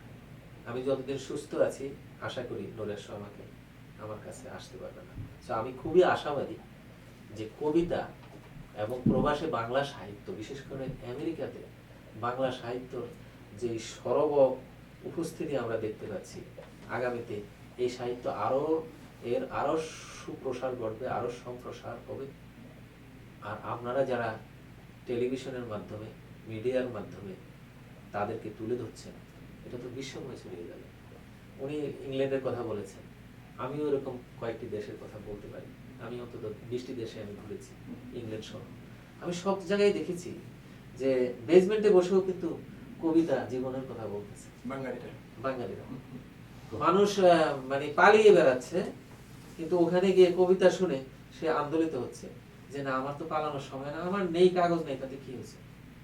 মানে তার ভিতরে কিন্তু একটা প্রেরণা কাজ করছে। সো আমি খুবই আশাবাদী যে নিউ ইয়র্কে যারা কাব্য চর্চা করছেন, সাহিত্য চর্চা করছেন, এবং যেটি আপনি খুব ইম্পর্টেন্ট একটি কথা জিজ্ঞেস করেছেন, সেটা হচ্ছে যে এখানে যে সাহিত্য চর্চাটা হচ্ছে সেটা কিভাবে, কেমন দেখছেন। আমি খুব ভালোভাবেই দেখছি সবাই কিন্তু সাহিত্যের জন্য কাজ করছে। আপনি একটা কথা বললেন যে যে দেশে উনি কাজ করে, যে উনি নিজে অন্য একটা কাজ করে তার যে বই প্রকাশ করেছেন জি। যে নিজের পকেটের টাকা দিয়ে। এখানে কি অবস্থা? আপনার যে বই, আপনার 10টি বই প্রকাশিত হয়েছে। হ্যাঁ, আমার বই প্রকাশ হয়েছে এবং অনেকেরই বই এখানে প্রকাশ হচ্ছে। আমি জানি না, অনেকে হয়তো টাকা দিয়েও বই করেন, এটাও হতে পারে। আমি একসময় পাবলিশার ছিলাম, আমার একটি বিখ্যাত প্রতিষ্ঠান ছিল, আপনারা শুনেছেন, বার্ড পাবলিকেশনস। প্রচুর বই ছিল সেখানে, এবং সেখানে শামসুর রহমান আল মাহমুদ সহ সৈয়দ আলী হাসান, আবু রুশদ, অনেকের বই, আবুল খায়ের মুসলিমের বিখ্যাত লেখকদের বই ছিল। তো আমি একটা জিনিস সবসময় বিশ্বাস করি, সেটি হচ্ছে যে আমি যদি কষ্ট করেও একটি বই রচনা করতে পারি, ইভেন তো আমি যদি টাকা দিয়েও সেটা করি, আমি তো কাজটা ভালো করছি, আমি তো খারাপ কিছু করছি না। আমি এই আপনার এই অনুষ্ঠানে আসার আগে আমি এখানে আমরা কথোপকথনে বলছিলাম যে আমি হয়তো একদিন থাকবো না, এই অনুষ্ঠানটিও থাকবে না সেদিন, কিন্তু আমি যদি একটি বই লিখে যাই, ওনার মতো একটি কবিতা যদি আমি এখানে কবিতার বই রেখে যাই, এই কবিতা হয়তো বাংলাদেশের আর্কাইভে থাকবে, কোনো এক গ্রন্থাগারে এটা পড়ে থাকবে, কিংবা শামীম কালামের মতো, মুখলিসুর রহমানের ভাষায় মুখলিসুর রহমানও থাকবে না, সাখাওয়াত হোসেন সেলিমও থাকবে না, হয়তো ওই বইটি কাঞ্চিতে কোনায় কোথাও পড়ে থাকবে। আমি সেখান থেকে উঠে বইটি খুলে দেখব যে এখানে কয়টি লাইন আছে, সেই লাইন আমাকে শিহরিত করবে, আমাকে আন্দোলিত করবে। কবিতার সার্থকতা তো এখানে। আমি এখানে খুব আশাবাদী। আপনার কবিতা কি আছে? আমার হ্যাঁ কবিতা আছে, যেটা আপনি এখানে একটা গুরুত্বপূর্ণ আপনি কথা বলেছেন, সেটা হলো সমকাল নিয়ে। পৃথিবীতে মানুষ ভালো ছিল, মানুষ খারাপও ছিল। গত বছর রোজার মাসে, যেহেতু এটা রোজা এবং ঈদকে সামনে রেখে, গত বছর রোজার মাসে ফিলিস্তিনে এক ভয়াবহ ধ্বংসযজ্ঞ চলেছিল, আপনারা জানেন। সেখানে কয়েক হাজার নারী এবং শিশু মারা গেছে। ফিলিস্তিনিদের উদ্দেশ্যে কবিতার অনুষ্ঠান হয়েছে নিউ ইয়র্কে। সারা পৃথিবীতে বিভিন্ন ভাষায় কবিতা লেখা হয়েছে, কারণ কবিতাটাই হচ্ছে আমাদের অস্ত্র, আর কোনো অস্ত্র নেই। আমরা তো কোনো রাজনীতি করি না, আমরা ইচ্ছে করলেই একটা তত্ত্বকে উল্টে দিতে পারবো না। আমি সেই শিশুদের, যারা প্রায় 300-র মতো শিশু সেখানে মারা গিয়েছিলেন, এখনো তাদের কথা মনে ওঠে, তাদের ছবি আমাদের চোখের সামনে ভেসে আসলো, আমাদের কান্না আসে। আমরা এটাও দেখি যে আমার প্রিয় বাংলাদেশেও শিশুরা নির্যাতিত হচ্ছে। রাজনের মতো শিশু কাঁদতে কাঁদতে পৃথিবী থেকে চলে গেছে, রাকিবের মতো শিশু, তনুর মতো একটা উঠতি বয়সে নির্মম নৃশংসভাবে হত্যাযজ্ঞের শিকার হয়ে পৃথিবী থেকে চলে গেছে। আমি তাদের উদ্দেশ্যে কয়েকটা লাইন করতে চাই, যদি আপনার সময় থাকে। তবুও বয়ে যায় প্রশান্ত বিকেলের স্নিগ্ধ শোভা, রক্ত লাল হরিদ্রাবর নীল আকাশের নিচে, মমতার ঝিরে শান্ত কুসুম স্মৃতির ঘিরে, এখনো বয়ে যায় বসন্ত বাতাস। কুয়াশা স্নাত শিশিরের লেপ্টে থাকে মায়ের সোহাগ, সুনীল আকাশে মমতার রং ছড়ায়। কত দুঃখ আর বেদনা ঝরা রক্ত স্রোতের ফিলিস্তিন, তবুও বয়ে যায় সেটাই স্বাধীনতার ফুলধারা। এখনো বুঝতে পারি এই রক্তাক্ত দেশটি একদিন স্বাধীন ছিল, যার ললাট জুড়ে বয়ে যেত সোনামাখা রোদের ঝিলিক। জ্যোৎস্না মাখা তারার রাতে রূপলি চাঁদ খেলা করত সাগর ছোঁয়া নদীর জলে। অপরূপ শোভায় মন মাতানো হাওয়া ছিল, প্রেম নির্যাস মায়া ছিল। আঙ্গুর বেদানা খুরমা খেজুর আপেল কেয়ারি, পুষ্পরাজের গন্ধ ভরা দেশ। ঝর্ণাধারার জলভূমির তীরে শান্ত হতো কত ক্লান্ত পথি। কাননে কাননে শিশু ও কিশোর মেলা ছিল, নারী ও নদীর কোলাহল মুখর ছিল ফিলিস্তিন। পীর পয়গাম্বর আর সোলাইমানের তক্ত কতবার নেমে আসতো এই মাটিতে। আল আকসা, জেরুজালেম, গাজা, সানাইয়া, রামাল্লা আর বেথেলহেমের সবখানেই বয়ে যেত মিষ্টি বাতাস। নক্ষত্ররা নেমে আসতো রোজার মাসের নিবিড় রাতে। নবীদের সোহবত ছিল আরো ছিল অগণিত ফেরেশতা কুল। হায় ধ্বংসকামী দুর্দর্শ ইসরায়েলের আগ্রাসনে নিশ্চিহ্ন করায় সেই সোনাঝরা দেশ। মুহুর্মুহু গুলি আর কামান গোলায় ওরা ছবল মারে ফিলিস্তিনের অবরুদ্ধ ভূমিতে। যেখানে সেখানে নারী, শিশু আর অসহায়ের লাশের উপর বয়ে চলে রক্তের হোলি খেলা, যেমন এখনো বয়ে চলে আমার প্রিয় বাংলাদেশে। এত হত্যা, এত নিপীড়ন, তবুও বয়ে চলে মুক্তির জয়গান। চারিদিকে ছড়িয়ে থাকে অগ্নির অমোঘ জাগরণ, স্বাধীনতা ও মুক্তির লাগে তবুও জাগে শিহরণ। ধন্যবাদ। কবি মুখলেছুর রহমান সালাউদ্দিন ভাই যে বিষয়গুলো বললেন, যে কবিতার যে পরিবেশ, পরিস্থিতি, বিষয়, আবেগ, অনুভূতি সব কিছু মিলিয়ে যদি একটু বলেন। ধন্যবাদ সেলিম ভাইকে। প্রথমেই আমি আমার পাশে যারা আজকের অনুষ্ঠানে উপস্থিত হয়েছেন কবিরা, তাদেরকে আমি অত্যন্ত সুন্দর আলোচনার জন্য ধন্যবাদ জানাচ্ছি। প্রত্যেকের আলোচনা থেকে এত সুন্দর বক্তব্য প্রস্তুত হয়েছে, শিক্ষার বিষয় রয়েছে। আর সেলিম ভাই যেটা প্রশ্ন করেছেন অত্যন্ত সুন্দরভাবে আমার কবি সালেহ ভাই বলেছেন। আমি সেই সাথে যোগ করতে পারি যে দর্শনের ভাষায় স্থান, কাল, পাত্র একটা কথা আছে। এই স্থান, কাল, পাত্র আমাদেরকে এফেক্ট করে, অনুপ্রাণিত করে। কবিতা লিখতে গেলেই আমার স্থান, কাল, পাত্রটাই এসে যায়।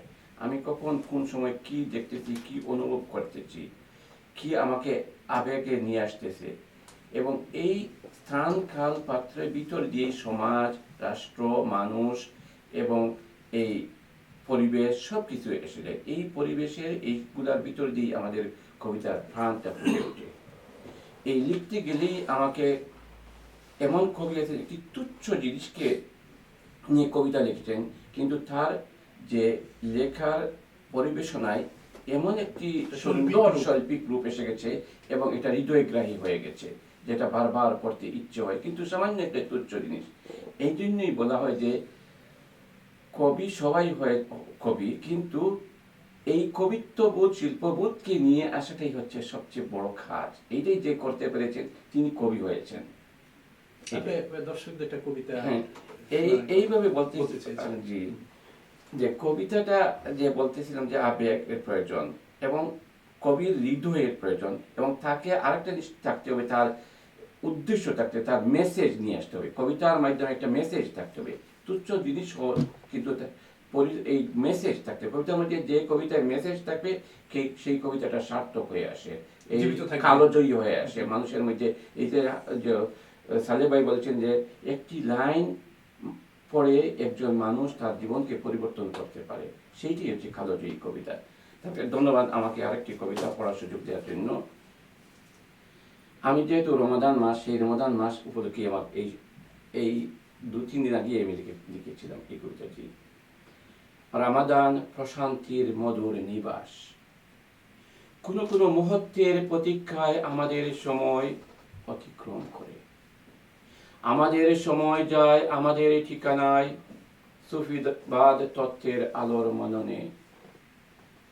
সময়ের আলোকিত আলোয় রমাদান আসে, রজব ও শাবানের অনুগত প্রতীক্ষায়। আলোময় ইমানের উর্বর মহান জমিনে, সাওমের আলোময় মধুর প্রেম বৃষ্টিরা খেলা করে। ইলাহের আহ্বানে সিয়াম সাধনার পয়গাম মুমিনের ঘরে ঘরে। রহমত, মাগফিরাত ও নাজাতের ধ্বনি মুসল্লিদের মনের মায়াপুরে, প্রশান্তির মধুর নিবাস। বেহেশতি সওগাত, সংযম, সবর আর তাকওয়ার কি যেন এক মহান শক্তি। রক্তের পারদে, ইমানের বেরোমিটারে মুমিনের প্রভু নির্ভরশীলতা। বিশ্বাসের বাসায় নত হ স্রষ্টার কাছে, যিনি রব্বুল আলামিন, যিনি মালিক, সকল প্রশংসা একমাত্র তারই। দিনের প্রহরে সংযম ও সবর, আর রাতের দীর্ঘ সেজদায় হাত তুলে আমরা নত হই মহান প্রভুর কাছে। সেজদারত সুবহ সাদেকের আলো দেখাচ্ছে এক অমীয় শান্তির সুনিবিড় দীর্ঘমেয়াদী আলোর ঠিকানা। দিন ও রাত্রির মিতালি শেষে, রাতের শেষ প্রহরে আলোকিত সেজদায় নত হই, হাত তুলে বলি প্রভু দাও আলো।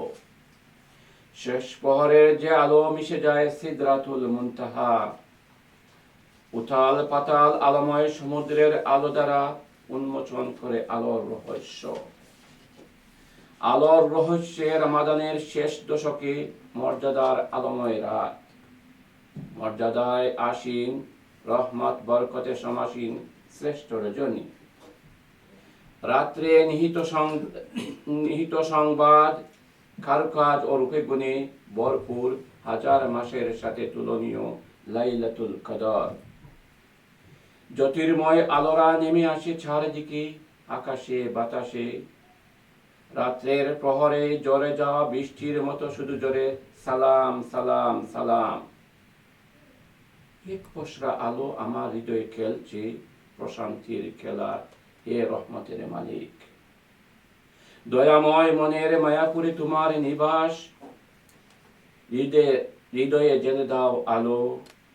আমি ও আমার প্রজন্মে সারা জনম, সারাটি বেলা সারাক্ষণ আমার দেশ, আমার খেস, আমার আলো বাতাসকে দিও প্রশান্তির আবাস। দয়াগুণে দয়াময় ক্ষমা করো আর পাই যেন তোমার প্রিয় দ্বারা। ধন্যবাদ। ধন্যবাদ। কবি নাসিরুল্লাহ, এটা আমরা যে বিষয় নিয়ে কথা বলছি, সালেহ ভাই এবং মুকলেস ভাই, এই বিষয়টা নিয়ে যদি সংক্ষেপে বলেন। বিষয় তো আসলে রামাদান এবং কবিতা। তো আমরা রামাদান এবং এই যে শিক্ষা, সেই শিক্ষাটা সবসময়ই কবিতার মধ্যে দিয়ে আসছে বা বিভিন্ন লেখার মধ্যে দিয়ে আসছে, কিন্তু আমরা মনে হচ্ছে যেন মূল শিক্ষাটাকে টাচ করতে বা তার টাচ করতে পারছি না। মূল শিক্ষাটা টাচ করতে পারছি না বলতে যে আমরা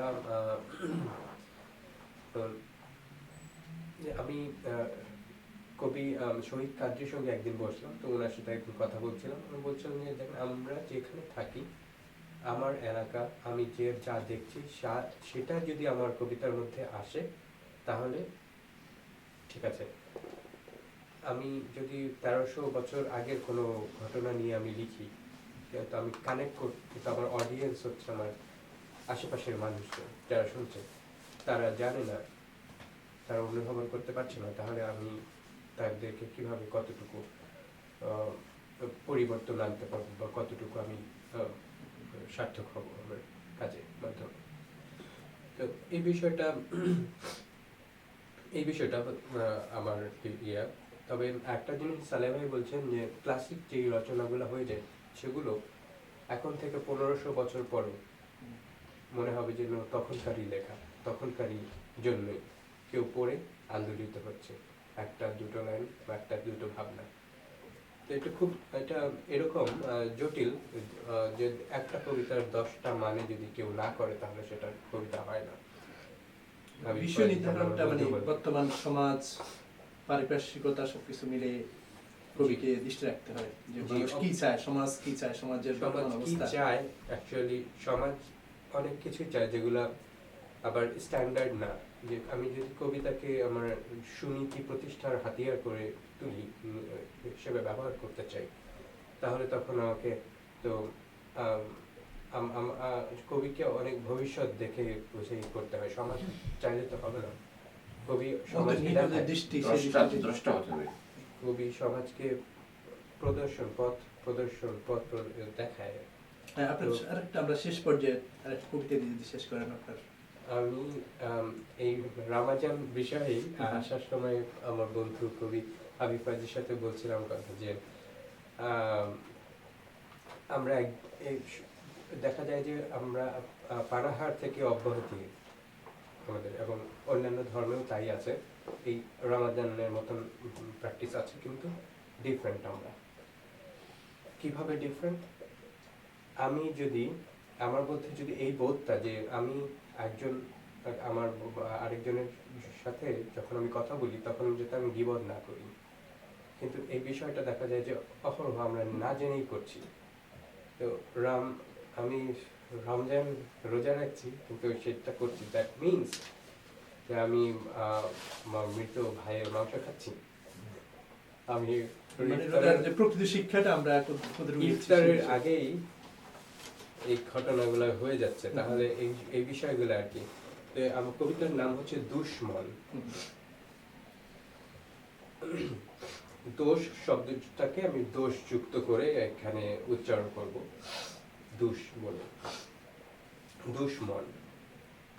আমরা নিজেদের দিকে তাকাই, আমাদের দোষ দেখব। আমি নিজের দিকে তাকাই, আমি আমার দোষ দেখি। আমরা অপরের দিকে তাকাই যখন অপরের দোষও দেখি। আপনি নিজের দিকে দেখুন, আপনার দোষ দেখবেন। আমরা নিজেদের দোষে নিজেরাই দোষী, তাই অন্যেরা আমাদের দোষ দেখে। আপনারা আপনাদের দোষে দোষী, তাই আমরা যখন আপনাদের দিকে তাকাই তখন আপনাদের দোষ দেখি। আমরা একে অপরকে দেখি, দেখেই চলছি, দেখেই চলছি। দোষের পঙ্কে ডুবে যাচ্ছি, অবশ হয়ে যাচ্ছে বোধ, অবশ হয়ে যাচ্ছে সুনীতি। আমাদের ধর্মযাজকেরা অবশ, ধর্মান্ধরা অবশ্যই অবশ। একজন সর্বদ্রষ্টা সব দেখছেন, তিনি অতি নিকটেই থাকেন, পরীক্ষা পরিদর্শকের ভূমিকায়। ধন্যবাদ আপনাকে। কবি হাবিব ফয়েজি, আপনারা যে বিষয় নিয়ে কথা বলছিলেন, যে বিষয় নির্ধারণ কবিতার ক্ষেত্রে আসলে কিভাবে আপনারা একটা কবিতা রচনা করেন? ধন্যবাদ সেলিম ভাই। আসলে বিষয়ভিত্তিক কবিতা আমি, অর্থাৎ কেউ আমাকে বললো যে এই বিষয়ে একটা কবিতা লাগবে, কবি আমি পারিনি দিতে, আমি খুব ব্যর্থ এই ব্যাপারে। এটা আমি বুঝেছি কি জন্য, যে এটা আসলে এই কবিতা ভেতর থেকে আসে। একটা পরিবেশ, প্রতিবেশ কিংবা পরিস্থিতিতে একটা কবিতার জন্ম হয়। সেজন্য আমি, বিশেষ করে আমি ব্যক্তিগত হাবিব,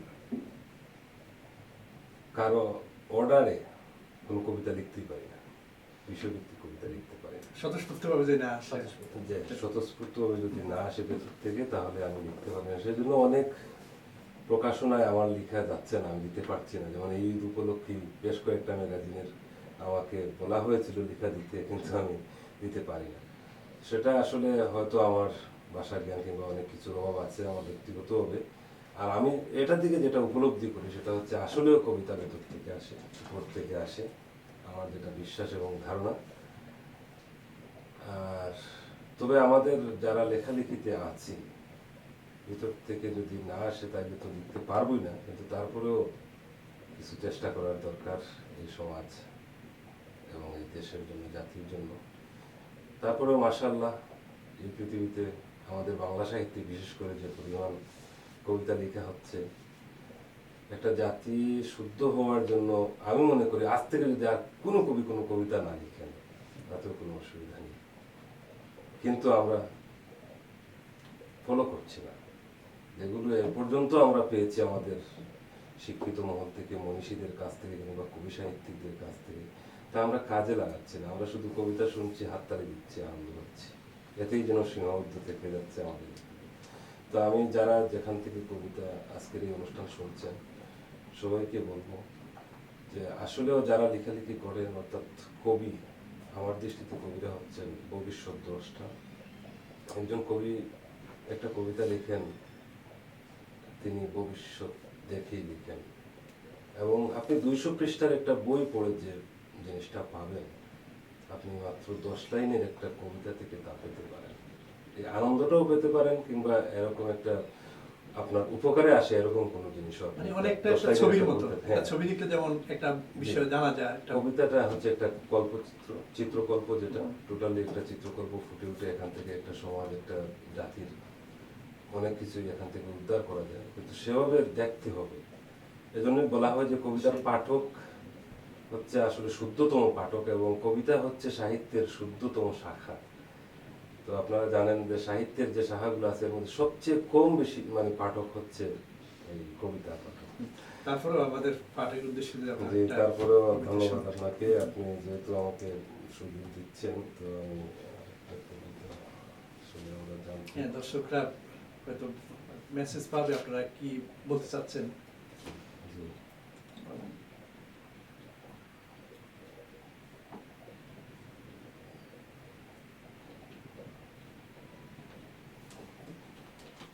যেহেতু এই রমজান মাস এবং আমাদের মুসলিমদের ইয়ে, তো আমি একটা আমার রাসূলের শানে লেখা একটি কবিতা।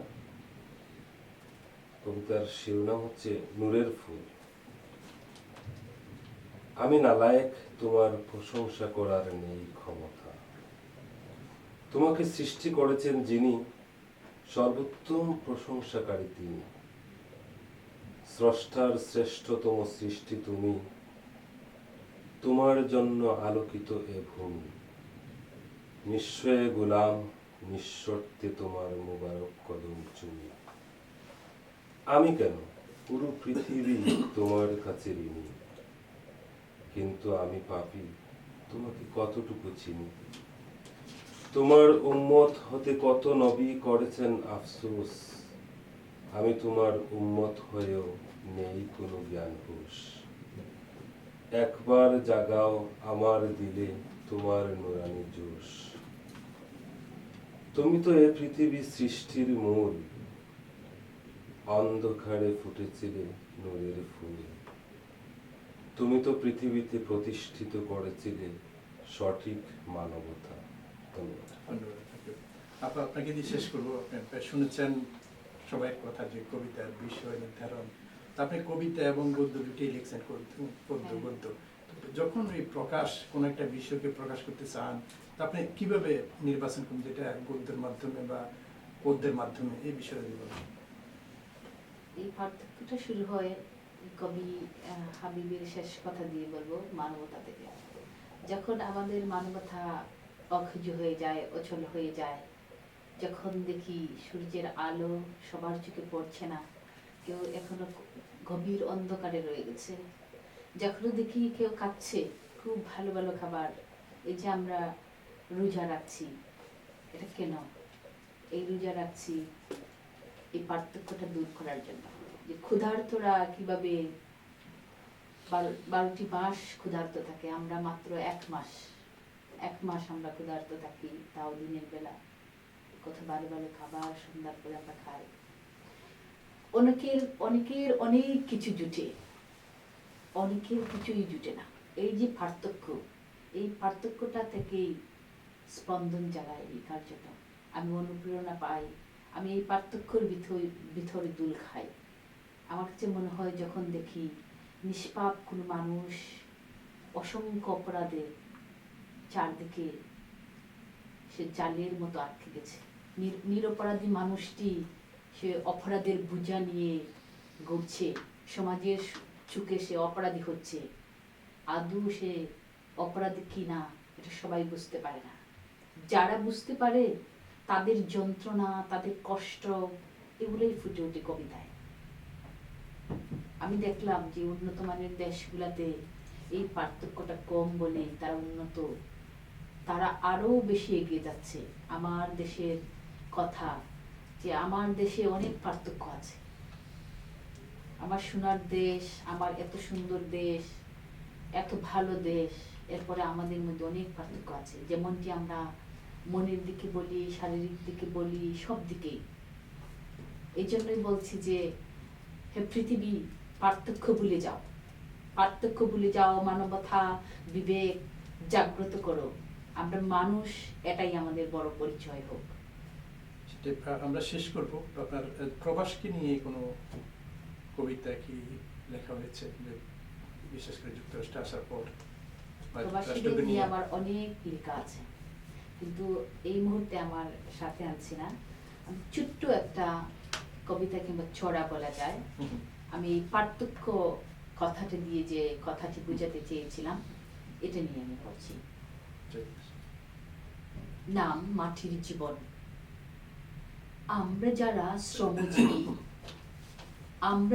শ্রমজীবী হাড় ভাঙ্গি রোজ, সাহেব যারা অট্টালিকায় নেয় না কোনো খোঁজ, অনাহারে অনাদরে অবহেলায় কাটাই 12 মাস, মেয়ে আসলেই গণমাধ্যম করেন উপহাস। নাই টাকা নাই শক্তি, আমরা দুর্বল, রক্ত জলে গড়ি সমাজ, গায়ের গামে বল। দুহাই সমাজ, দুহাই রীতি, বন্ধ করো শোষণ। আমরা যারা শ্রমজীবী, মাটির মতো জীবন।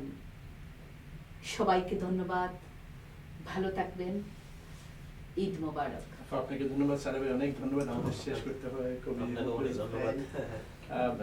নাসির ভাই এবং হাবিব ভাই, অসংখ্য সবাইকে ধন্যবাদ। ধন্যবাদ আমাদেরকে সময় দেওয়ার জন্য। আমরা আপনাদের থেকে অত্যন্ত মূল্যবান কথা আমরা শুনেছি, আপনারা আপনাদের কবিতা লেখার বিষয় এবং পারিপার্শ্বিক অবস্থা অনেক অজানা বিষয় আপনারা দর্শকদেরকে জানিয়েছেন। আপনাকে অনেক ধন্যবাদ।